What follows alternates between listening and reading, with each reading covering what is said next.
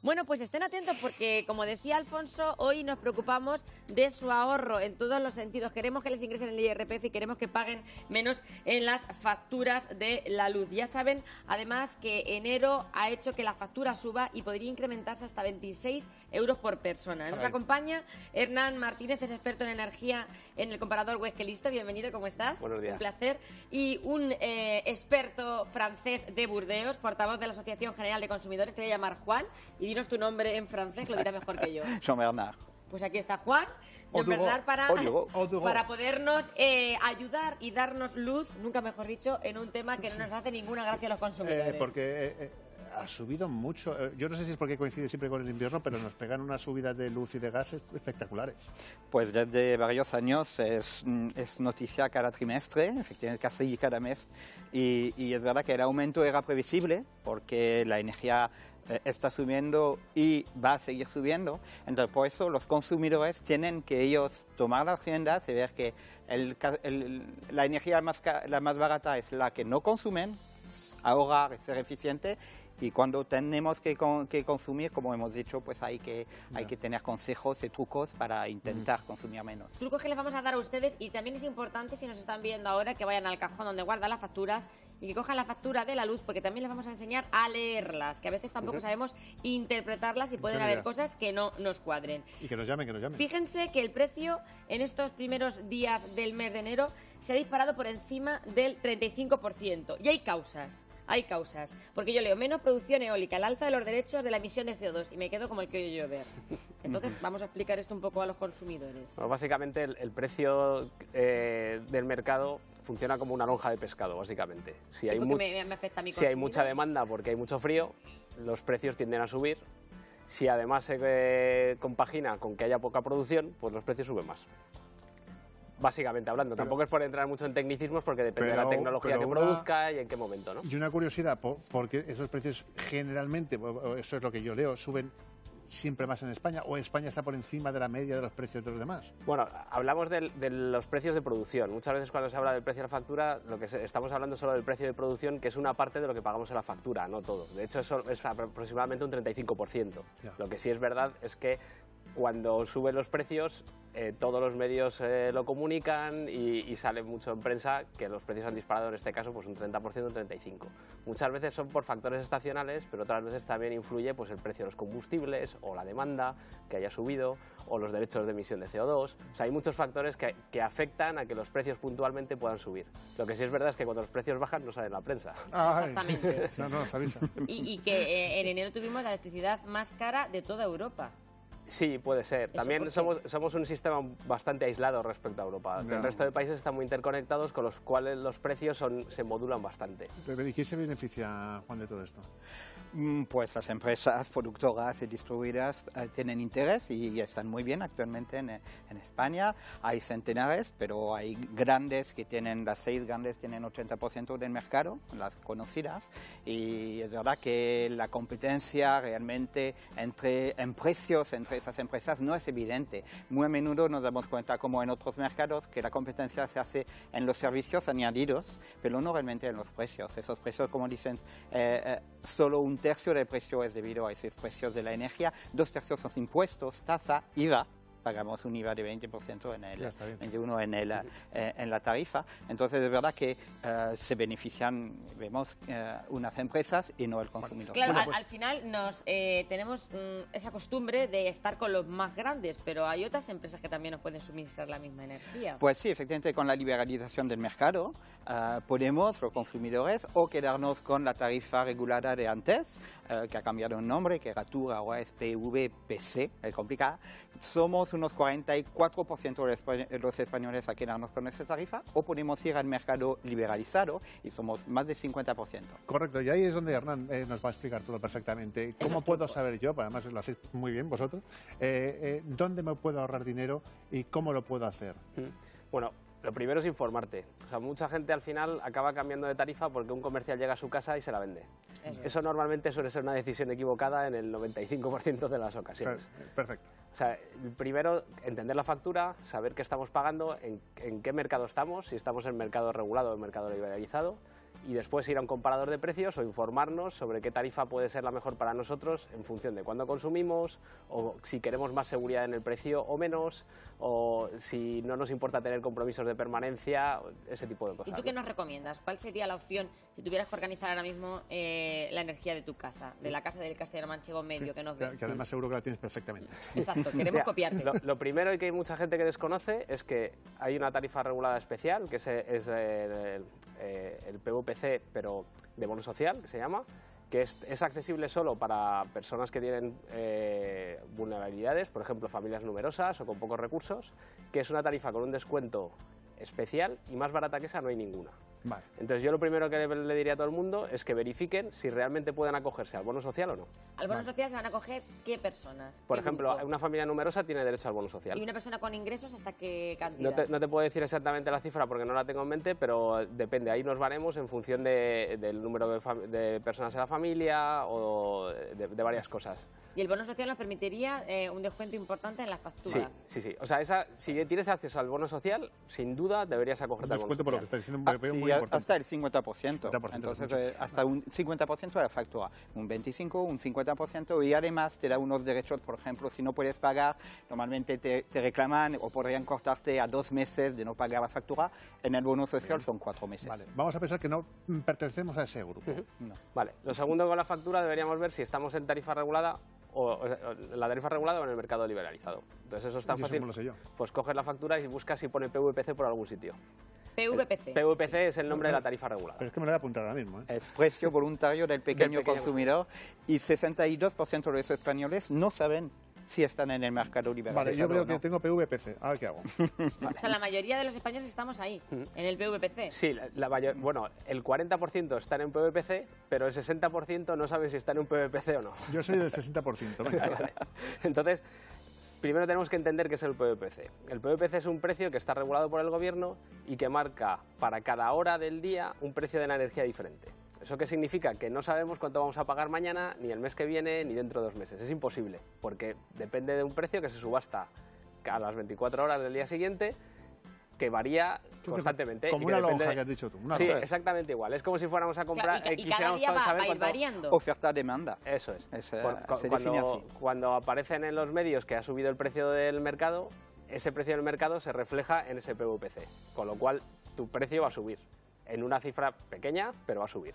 ¿Vale? Con lo cual, si no quieres estar expuesto a esos vaivenes... O sea, lo mejor es estar, esto como el interés fijo y variable, ¿no? Exactamente. Más o menos. Sí, es Te muy sales de parecido. la bolsa. Entonces, tú coges ¿Y cómo te interés fijo, pago todos los meses lo mismo y me evito de movidas. Eso es. Y aparte, en el mercado libre también hay comercializadoras que ofrecen precios que son variables de la misma estructura. ¿Tú qué nos aconsejas? Estar en el... Eso depende de cada uno, es un Ya. poco complicado. Yo, en mi caso, yo prefiero saber lo que voy a pagar, pero hay... también, si tienes un precio variable, te aseguras que el margen, tú sabes qué margen estás pagando. Pero más o menos una vivienda unifamiliar de 4 o 5 miembros en la familia que tengan un consumo medio diario, que va a ser siempre el mismo, como mucho en la lavadora, una lavadora por la mañana, a lo mejor otra por la tarde, tengo un lavavajillas para lavar la ropa, quizás a lo mejor tengo algún aparato para calentar la habitación porque ahí la calefacción no me llega. Una media. Sí. Ahí le aconsejas qué. Yo buscaría una oferta de precio fijo que te pueda interesar. Principalmente fija. porque sabes cuánto vas a pagar y segundo, vas a elegir con quién te va a suministrar. Y eso influye en el servicio que te vayan a dar. Sí, pero ahí también es una cosa. Tú tienes un precio fijo, pero al final de año hacen cuentas. Te dicen, el precio fijo me debes tanto, o no es así. Bueno, no, es que la factura que tienes a final de mes corresponde efectivamente al precio que durante 12 meses has fijado con la compañía. Entonces, ese precio, pues ellos la juegan durante años. Es verdad que se ha dicho que el PVPC era más barato que las ofertas privadas. Ahora las ofertas privadas se ha calculado, la Comisión Nacional del Mercado ha calculado que hay 40 ofertas privadas que son más interesantes. Es muy complicado porque ellos mismos lo que te ofertan se van a abastecer en el mercado de la energía y si aumenta mucho, va a aumentar mucho sus costes. Pero una pregunta en ese sentido, porque yo sí que me estoy acogido a una tarifa plana que ellos me han puesto. Sí. O sea, tú tienes el interés fijo. Sí, lo que pasa es que ahora me están vendiendo que ¿por qué no elijo una tarifa especial de las 8 horas donde yo creo que voy a consumir más? ¿Hay gato encerrado ahí o realmente me voy a ahorrar si me ciño esas 8 horas diarias? Efectivamente, porque normalmente la diferencia puede ser del simple al doble. Efectivamente, en nuestras horas puedes pagar la energía o el kilovatio en la mitad de en otras horas. Entonces, eso depende, como decía antes, de si tú eres capaz de cambiar tus hábitos de consumo, los tuyos y los de toda la familia, como has dicho, si eres capaz de concentrar en ese horario más barato los electrodomésticos, por ejemplo, que consumen más, la lavavajilla, la lavadora, si efectivamente son horarios de día o de noche. Bueno, y una cosa que me habéis advertido vosotros, que yo desconocía, bueno, yo es que los electrodomésticos que más voy a utilizar son de noche. La nevera funciona 24 horas y la nevera consume un montón. Sí, es prácticamente el 25% del consumo que tenemos en casa. Yo pensaba que la no sé. nevera. Además que es un electrodoméstico que la gente utiliza mal, porque muchas veces ves pues, que pones algo caliente dentro de la nevera, o estás haciendo que trabaje más, ¿no? O sea, por ejemplo, ¿cómo hacer que funcione menos? Coges, cuando vas a descongelar algo, en lugar de descongelarlo fuera del congelador, lo metes en la nevera y que se descongele durante más tiempo, pero hace que la nevera consuma menos. Claro, pero es que eso ya estamos ahí con problemas, porque también nos dicen que mejor descongelarlo en la nevera que descongelarlo fuera de la nevera, porque puede haber problemas para la descongelación del alimento. Que voy a Entonces, claro, pagar, ver qué hacemos yo voy a ahí. pagar la nevera, ya se acabó.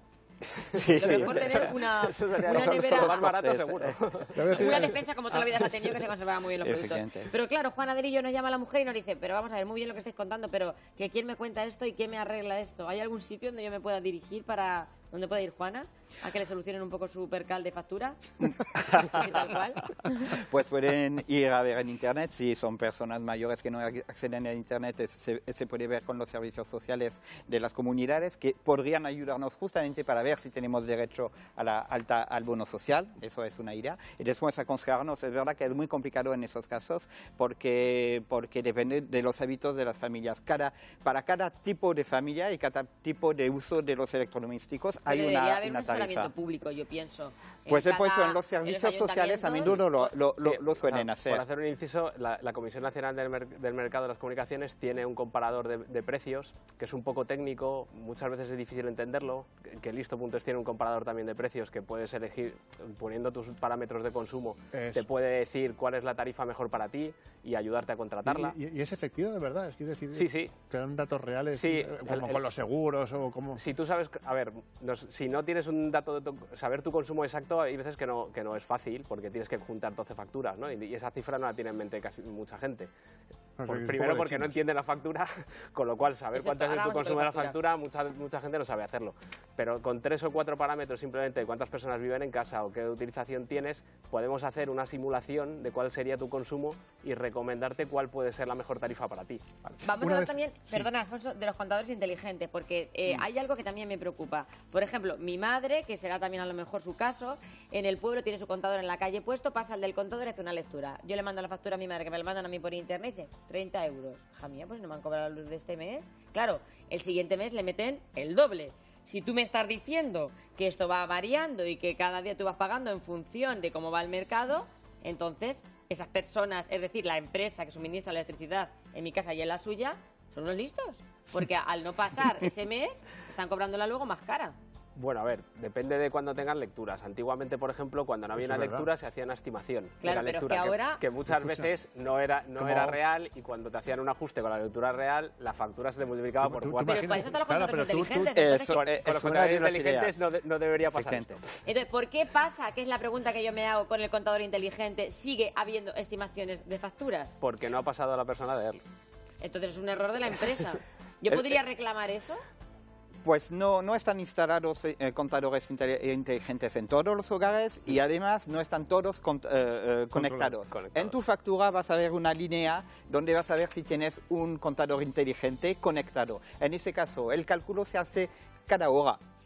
El cálculo de tu consumo se hace cada hora por el PVPC y también para las otras. Entonces, la cosa, si tienes un contador inteligente eso conectado... pagamos también el mantenimiento del contador. El doble de anterior, sí. Cuando por el momento sirve más a las empresas que al consumidor, lo que hemos criticado un poco porque no tenemos herramientas para efectivamente conocer nuestro consumo y con ese conocimiento decir, no, pues en ese caso voy a cambiar, decir a los niños, pues no utilizar el ordenador a esa hora, no olvidar apagar la televisión totalmente o efectivamente poner la lavadora más tarde si no tenemos horarios más baratos. Entonces es verdad que es inteligente, pero por el momento para una parte de la gente. Pero si no está conectado, todavía... No te veo muy a favor de los contadores inteligentes. Pues no lo venden en el tiempo, cuesta mucho dinero, nos cuesta a nosotros y todavía para el consumidor final no le sirve mucho. Pues en su defensa tengo que decir que son mucho más precisos que los antiguos. Vale. Los errores que tenían los contadores antiguos eran muy altos. Bueno, todo esto más o menos nos ha quedado claro, pero ahora vamos con cositas que no sé cuál de los dos para ahorrar. Yo, por ejemplo, ellos saben que yo hace tiempo calentaba la cocina con el horno y se llevaron las manos a la cabeza. Sí, verdad, ¿eh? Ya lo he dejado de hacer. Pero hay más consejos que habitualmente hacemos cosas que nos están costando mucho dinero que podemos ahorrar. Lo de la nevera, descongelar, como ha dicho, ya me lo he apuntado ya. Yo lo que le digo a todo el mundo es que tenga sentido común, que muchas veces nos falta sentido común en cómo, o sea, que seamos conscientes de lo que estamos haciendo cuando consumimos energía, ¿no? Porque la gente no es consciente. Por ejemplo, si calefacciones centrales en edificios, la gente está en camiseta como si fuera verano en su casa. Eso no tiene sentido, ¿no? Deberíamos estar un poco más abrigados y que la temperatura del termostato fuera un poquito más baja. Que sea cuál sería la adecuada para gastar un... Lo que se recomienda es 21 grados. Yo eso lo digo en mi casa, pero no me hace caso, ¿no? Son las calefacciones. ¿no? Yo tengo niños pequeños en casa y normalmente la temperatura la tengo más alta, pero porque tiendes a que la casa esté un poquito más caliente, ¿no? Si eso más o menos lo tenemos claro, el tema del termostato y tal y cual, pero, por ejemplo, imagínate, yo tengo mi televisión enchufada, mi codificador enchufado, mi móvil enchufado y eso está todo el día encendido. Sí. ¿Eso consume mucho o no consume tanto como me imagino, aunque yo tenga la televisión en stand-by? O sea, todos los aparatos en stand-by consumen. Los cargadores, que los dejamos puestos en toda la casa. Los cargadores en concreto no, muy poquito, pero por ejemplo la tele en stand-by consume... Las lámparas estas que ponemos, por ejemplo, para que los niños duerman por la noche, que yo me las dejo todos los días encendidas. Tienen un consumo pequeñito, pero lo tienen. Entonces todas estas cosas que vamos sumando, al final hacen que nuestro consumo pues incremente un 5%. ¿Qué bombilla compra la señora que se la fundió esta mañana, la de la cocina? Ahora solo podría comprar LEDs o halógenas porque el resto están en teoría prohibidas. Bueno, en teoría. Pero en teoría. ¿Qué quería decir? Que son de toda la vida. Yo quería decir que en el consumo energético en el hogar, más o menos, casi el 40% y pico es para la calefacción. Después es para el agua caliente, entonces por electricidad o por gas, depende cómo lo tenías. Después, efectivamente, vienen los electrodomésticos y después la iluminación. Entonces, es verdad que donde proporcionalmente, donde podemos ahorrar más, es como decías, en la calefacción, puede ser también en el agua caliente y, por ejemplo, todos los que se instalan sistema de autoconsumo, a menudo es esencialmente para el agua caliente, que representa casi 16% del coste energético de la casa, pero ahora que tenemos electrodomésticos eficientes, que tenemos lámparas de LED y todo eso, es importante, un poco más caro. Sí, claro. Consume menos. La cosa es que en su uso normal consume de manera óptima. Si pones la lavadora o la lavavajilla a medio llenar, pues si la uses 2 veces, pues va a ser más caro. Es decir, que si se van a comprar ustedes una lavadora nueva o se van a comprar ustedes un frigorífico, vean, aunque les cueste un poquito más caro lo de la AAA, merece la pena. O como yo, que ayer me compré una aspiradora y me la compré sin cable. Bueno, con un cargador. Con batería. Con batería, porque hay que cargar la batería también. Hay que hacerlo. Pero oye, ya para sin cable ya no me preocupa que la pase. Me preocupa también lo de la potencia contratada, que también nos gusta tener. Eso es importante. Es importante. ¿Cómo sé yo si tengo suficiente potencia o poca potencia? ¿Hasta qué potencia es la normal en una casa? Bueno, si quieres, por explicar lo que es la potencia, nuestra factura de la electricidad tiene 2 componentes. Una es la potencia contratada y la otra es el consumo realmente consumida. La potencia contratada, para hablar así, para que nos entiendan, es, si imaginaos que tenemos una tubería de agua que llega a casa, es el tamaño de esa tubería, más grande o más pequeña. Entonces, si la tubería es más grande, digamos que podemos consumir más a la vez, ¿no? Podemos la cuestión es cuánto necesitamos consumir a la vez. Entonces, la mayoría de nosotros en nuestras casas tiramos por lo alto porque cuando llegamos a la potencia que tenemos contratada, salta el ICP y se nos van los plomos. Como salta el plomo. Si en tu casa no se han ido los plomos, seguramente te sobra potencia contratada. Y es una cosa que es fácil ahorrar porque simplemente cambiar esa potencia contratada y bajarla. Es algo y eso te ahorras un poquito en la factura, ¿no? Pues bastante. Claro, por cada kilovatio de potencia contratada aproximadamente son 40 y pico euros al año. Más pues mira si nos ahorramos, ¿eh? Y es donde tocamos justamente el hábito de consumo, porque la idea es que si tenemos que usar todos nuestros electrodomésticos al mismo tiempo, necesitamos potencia. Pero si lo hacemos en otros momentos, no ponemos el horno, la lavadora y la lavavajilla al mismo tiempo. impuesto al sol, que No hay mucha gente- riesgo, no hay riesgo. Hablamos de sol y puesta al sol, pero en este sentido, ¿yo puedo cambiar los tramos según la época del año? Quiero decir, en verano que sé que voy a poner el aire acondicionado... Eso no se puede hacer. eso no Es se puede gratis. hacer. una Lo que vez sí al que ha año. cambiado la Es una regulación. trampa que hace algunas personas. Sí, una de las cosas que se han modificado hace poco es que antes la potencia contratada solo se podía contratar en tramos de 1,1 kilovatios de potencia. Y ahora se puede hacer en tramos de 0,1. Con lo cual tenemos o sea, si no nos atrevemos a bajar 1,1 de golpe, podemos hacerlo poquito a Tramos poquito. más pequeños y así eso es. evitamos que tengamos eso me va a venir bien porque yo creo que un subía a corte. 5.500. Claro, es que antes Ya los no me tramos saltan eran jamás, inmensos. claro. Sí, sí, sí. Eran Pasabas inmensos y del 4 pagábamos al 5,5. bastante ¿Y más. eso que El preguntabas tú? impuesto al sol, que hay mucha gente que a lo mejor está haciendo su caseja y ha dicho, mira, pues voy a ponerme un aparato para poder aprovecharme de la energía solar. Que decíamos, en Alemania hay 1 millón de paneles solares y aquí en España, que tenemos más sol que nadie, tenemos 1000. O sea que vamos a aprovecharnos también de la energía del sol, que ahora ha modificado también su ley. O sea, la regulación ha cambiado y hace más fácil el que podamos instalar instalaciones de autoconsumo. Y básicamente lo que ha impedido que se extienda más es la regulación. En Alemania hay una regulación distinta y por eso ha habido tanto boom. ¿Podríamos ahorrar bastante? Todo Aprovechando la depende energía de si solar. tenemos espacio para ponerlos, si necesitamos poner una batería para acumular, porque nuestro consumo tiene que ir en paralelo a cómo producen esos paneles solares. Si nosotros consumimos por la noche y el panel produce Exacto. por el día, pues tendremos ahí una diferencia que no permite que nos ahorremos. Con lo cual necesitaríamos una batería que incrementa el coste de la instalación, ¿no? O sea, eso lo mejor es que la gente se informe, sobre todo, por ejemplo, tiene mucho sentido para viviendas aisladas, en los cuales necesitan hacer una línea de conexión muy larga que tiene un coste muy alto, ¿vale? Yo creo que en los próximos años veremos un desarrollo bastante fuerte de todo este tipo de instalaciones. También es importante el aislamiento y mejorar el aislamiento de las casas, que a veces pensamos que todo es subir la calefacción. Sí, efectivamente. El primer problema, como decíamos antes, es no consumir energía y no consumir calefacción, por ejemplo. Y eso viene del problema del aislamiento de nuestra vivienda. En España tenemos un retraso importante porque una normativa exigente se ha hecho hace pocos años, entonces hasta edificios de los años 2000 no son eficientes energéticamente. Totalmente. Para terminar, ¿alguna conclusión, algo que se nos escape que debemos tener en cuenta? Yo diría a la gente que se informe, que vea si realmente tiene la tarifa que debe tener, que paren 5 minutos en ver la factura Que la para analicen. entenderla, que no es tan Potencia, complicado, energía. lo que más que da miedo a lo mejor, Sí, es pero verdad. no es tan complicada, y que se informen, Vale. que busquen si realmente tienen el mejor precio, que hay mucha información disponible y cambiar el contrato. Se tardan 5 minutos. Y te vas a una compañía más pequeña que no pasa ni media, que No, vas a tener cierto. luz igual, que tampoco te van a cortar No la se luz, te va que a la gente cortar se la luz, asusta, sí. te van a cortar la luz. No. Efectivamente. El consejo sería, tenemos que cambiar, adaptar nuestros hábitos, efectivamente, y saber que con nuestro consumo podemos trabajar con cooperativas de producción, por ejemplo, renovables, o podemos nosotros mismos producir nuestra energía, saber que hay muchas ayudas de ayuntamientos, de los 77 ayuntamientos de más de 100.000 habitantes en España, el 60% dan ayudas a la instalación, por ejemplo, Y de los bonos sociales, autoconsumo. que hay mucha gente que nos ve en esta región que a lo mejor tiene la triste pensión ceja de agricultor autónomo, que seguramente que a ellos sí que les puede corresponder el bono social y nos ahorramos hasta un 50%. Efectivamente. Jean-Bernard Audugon,